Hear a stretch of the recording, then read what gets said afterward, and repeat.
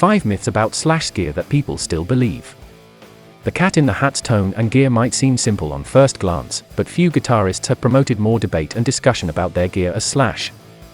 Few guitarists have more signature gear in the world than Saul Hudson, but while the route to nailing Slash's tone might seem simple, signature Gibson Les Paul into signature Marshall amp with a few of his signature pedals thrown in, but the reality is a lot more complex. From rented amps to dubiously authentic instruments, there's a huge amount of debate, conjecture, and straight-up myth surrounding Slash's hugely influential tone and the gear he used to create it. Let's set the record straight. By the time Guns N' Roses recorded their epoch-defining debut record, Appetite for Destruction, in 1987, Slash had pawned many of his guitars, and so entered the studio with the only ones he had left, which he recounted, all sounded terrible. So the band's manager went out to a local guitar shop and purchased a beautiful single-cut instrument that featured a gorgeous flamed maple top. This is the guitar that was used on Appetite for Destruction and would come to define Slash's iconic look and tone to this day. But even though the guitar said Gibson Les Paul on the headstock, it was not a Gibson Les Paul. In fact, the guitar was a custom-built replica of a '59 Sunburst Les Paul with a couple alternative specifications including Seymour Duncan Alnico 2 Zebra pickups. Quite who actually built this guitar is also something that has been subject to a great deal of speculation. In his autobiography, Slash claims that it was made by the late Jim Foote, who owned Music Works in Redondo Beach. Now, Foote shared a shop space with another luthier named Chris Durig. Foote did own the shop, but Chris built most of the guitars. Foote has since confirmed that it was Chris Durig who built the guitar. Unfortunately, Chris Durig passed away before he could get the credit due to him for building the iconic guitar. In fact, he sadly passed away of throat cancer just a few months prior to the release of Appetite for Destruction in 1987. Chris' son, Dale, estimates that his dad made about 20, maybe more, of these Les Paul replicas. Slash now owns 3 of them. These Durig Les Pauls have become highly sought after in the years since, but obviously they are very hard to track down. It's ironic though that one of the most iconic Les Paul tones in the history of recorded music, not to mention one that has spawned endless Gibson signature models, wasn't even a real Les Paul. When GNR signed to Geffen Records, they were given $370,000 to record their debut LP. Now, according to Slash, they spent most of it on heroin instead, which would explain why a lot of the gear on Appetite for Destruction was rented rather than bought. As a result, it's been tough to pin down what exactly was used on the sessions. Some have claimed Slash used a Marshall Silver Jubilee for AFD, and while he did use it on subsequent tours, it wasn't released until 1987, so can't have been in the studio. Instead, in the spring of 1986, Slash went into SIR, Studio Instrument Rentals in LA, to test out amplifiers to use on the album and finally found one he loved, a Marshall Model 1959 T Super Lead Tremolo, pre-master volume, and post-plexi. It had a metal faceplate.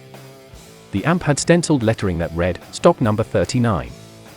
When the band went in to record the album, between August and December of 1986, Slash specifically requested stock number 39 from SIR. But there was a problem. George Lynch had rented the amp to use on Dokken's 1986 tour, which ended the 13th of September in Irvine, California.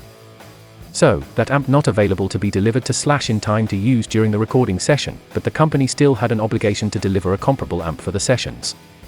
Now, stock number 39 was not, ironically, a stock Super Lead Tremolo. It had been modified by a tech who worked for the company named Tim Caswell. Tim mod the amp by taking the AMP's unused tremolo circuit, which had an additional preamp tube, and turning it into an extra preamp stage. The amp sported EL34 power tubes. They were typically shipped to the US with 6550s in those days. He also added a master volume. In short, Tim was a great tech with an affinity for gain stacking. Tim left the company in 1985 and was replaced by a guy named Frank Levi. Tim's mod, stock number 39, had become a favorite among those looking to rent gear, so Frank was tasked with making more amps like the stock number 39.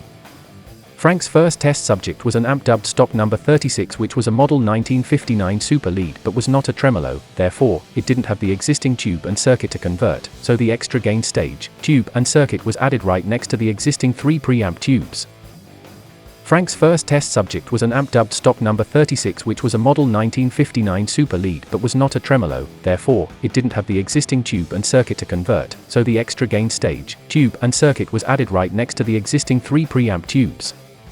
Frank ended up swapping out some capacitors from donor amps, some of which were allegedly old Fenders, until he got it to sound like number 39. There were only a couple main differences. On number 39, you could switch the fourth preamp tube on and off via a toggle switch mounted in place of one of the input jacks. Number 36 was just on all the time. Number 36 also had a master volume knob mounted in a different spot. According to a supervisor at SIR at the time, Glenn Buckley, SIR sent Slash number 36, although they never told Slash that, perhaps hoping he wouldn't notice, leading to many false tales of the legendary stock number 39 being used on Appetite. Slash never seemed to notice and was very happy with number 36. He actually tried to duck SIR in order to keep the amp, but they eventually came down to the band's rehearsal space and took it back. Furthermore, there was another amp, known as number 34, that was also mod by Frank Levi that Slash bought and used for Use Your Illusion and many subsequent albums. Some claim it was number 34 on Appetite for Destruction, but rest assured, it was number 36. Slash and Marshall go way back. In fact, the 2555 SL was the first ever signature Marshall head ever. That amp was based on the 1987 2555 Silver Jubilee amps he used on the Appetite tours, but with diagonal transformers wound in Malta instead of Bedford. Back in 2010, Slash got a new signature amp, the AFD 100, which was the result of over a year of collaboration between Mr. Hudson and the Boffins in Bletchley to create an amplifier that faithfully recreated the tones of that iconic debut album. Now, some people take that to mean that the AFD is an exact replica of the stock number 36 amp mod by Frank Levi and rented from SIR as detailed above, but while it certainly delivers Slash-centric tones, this is not the case. In fact, it features two modes, number 34 and AFD. Number 34 is modeled on Slash's favorite JCM 82203, which was also mod by Frank Levi and used on Use Your Illusion and most albums since then. AFD mode is, of course, designed to replicate the tone of Appetite and brings in additional gain that's modeled on that fabled stock number 36 amp rented from SIR, but there's one very good reason that it's not an exact replica. Nobody know where it is. Somehow one of the most important amplifiers in the history of rock guitar has fallen off the face of the earth. Without it, Slash and Santiago Alvarez worked together listening to Slash tracks from the original master tapes to create the toned circuit based on their listening sessions. Sonically it might be pretty damn close, and it definitely is. But it's not a schematical copy of the original amp. If it ever turns up, maybe that will chance. The AFD 100 also has a feature called electronic power attenuation, which is a further refinement of the technology used in Yngwie Malmsteen's signature head. The attenuator knob works as a power soak. We spoke with Slash's tech, Ace Bergman, for a lesson on what a power soak is and how Slash uses it. A power soak goes between the power amp and the cabinet and basically soaks up some of the AMP's power by turning it into heat, he explains. It lets you run your amp with the master volume high and still cut some volume out. The only time we ever used that feature was with the talk box, so it doesn't rattle your teeth so bad. When recording Use Your Illusion, Slash wanted to emulate the musical feedback he'd become adept at using on stage, but it proved tricky to consistently reproduce in a studio environment. To make life easier for everyone, Slash's tech at the time, Adam Day, created a feedback circuit that he could switch in as needed, but there's a lot of debate about what this actually entailed. Thankfully, in 1991 Adam spoke to Guitar Player at the time and revealed that the circuit consisted of a splitter box that ran into a MI-Seat Marshall half stack in the studio on one side, with a volume pedal-controlled Mesa Boogie MK3 on the other side. There has been a lot of debate over Slash setup, specifically the feedback circuit, that was used in the studio during the recording of Use Your Illusion. A diagram appeared in the December 1991 issue of Guitar Player magazine should clear things up. I picked the Mesa Boogie Markil because it had the most gain and distortion, Adam explained. It developed feedback the quickest and at the right frequency. This goes right back to the pickups and out to the Marshall. The Boogie wasn't on all the time. When Slash wanted to have it in, I'd press the volume pedal down and he'd start getting feedback. The rest, or the track was so loud in the monitors that the feedback wasn't too distracting. Slash's rig has evolved over the years, but no matter what he's playing, it always sounds like him. It's easy to get into the weeds with this stuff and to obsess over minutiae, but ultimately Slash has that rare talent that so many of the greats have, of playing in a way that is instantly identifiable, regardless of the gear used. The common denominator is always him. Slash has worked with several techs and many producers over the years. The way we did stuff evolved while I was his main guy, and Slash's rig evolves to this day, says Slash's tech Ace Bergman.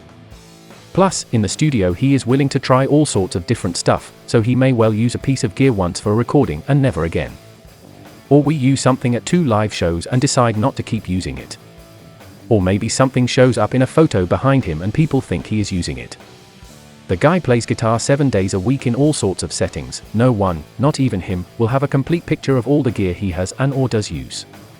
Maybe the trick is not to obsess over the gear your icon used, or the techniques for that matter, and just focus on sounding like you first of all.